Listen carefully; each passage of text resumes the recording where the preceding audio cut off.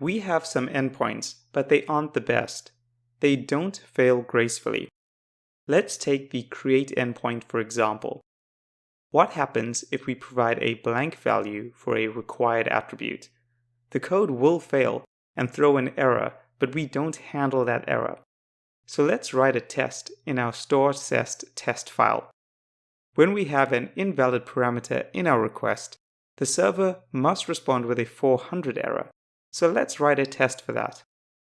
A good name for this test could be it will return 400 when missing required parameter. Okay, then we're going to add our API tester and the I. So in our assume method, instead of doing what we did in the previous test where we had post and then an array of data, this time around we are going to use a factory. So this is what we should have done in the first place, and this will utilize the factory we originally created. So we need to pass post, which is the model, and we need to say class, so just to get the class. And then we're going to say we only want one of these records and we're going to create it.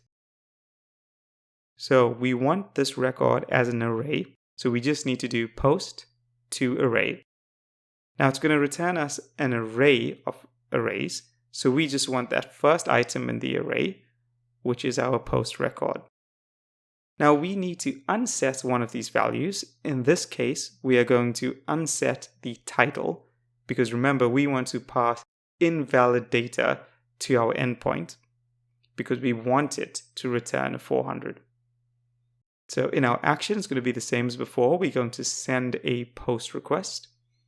So I send post to the post endpoint, and we're going to give it the post data, the invalid post data.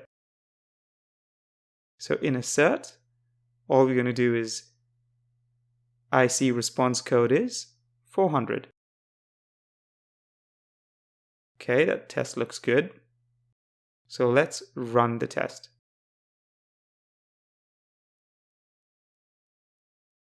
So this test should fail.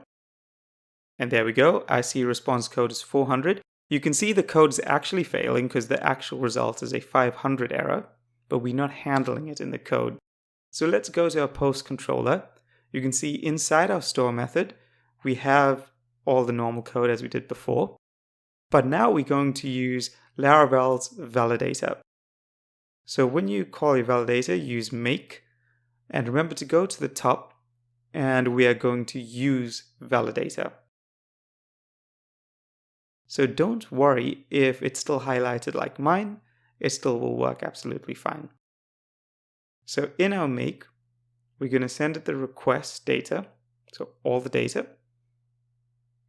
Let's just put this onto a new line because we need to pass it a second parameter.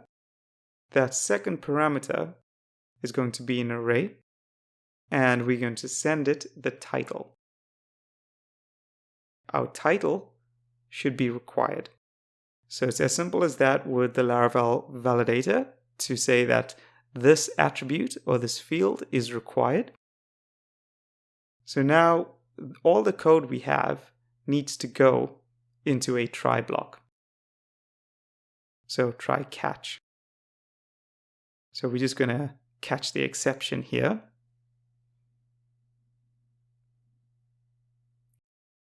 I can't find it. Okay, here you go. Yep. Should we keep that? Yeah, I think we should keep that. Okay, so then we're going to have exception. And here we're going to return a response. And the response is going to be, oops, sorry, don't need that. We need to say, oh, well, we don't have to say this. I think it's just real good practice to say message.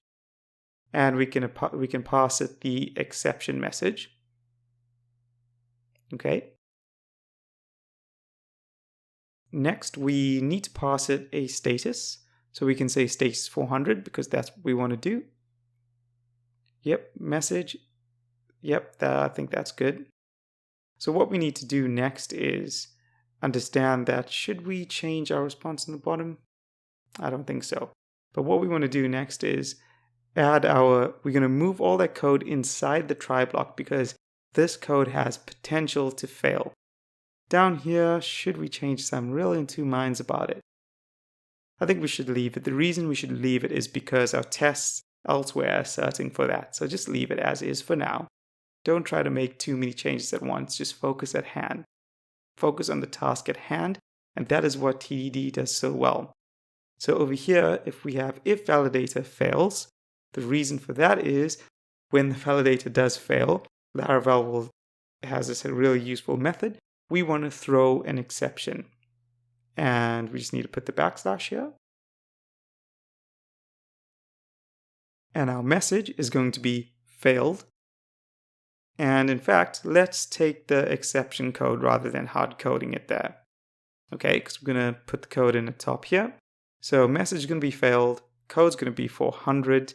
This code in my mind should work. So let's run the tests.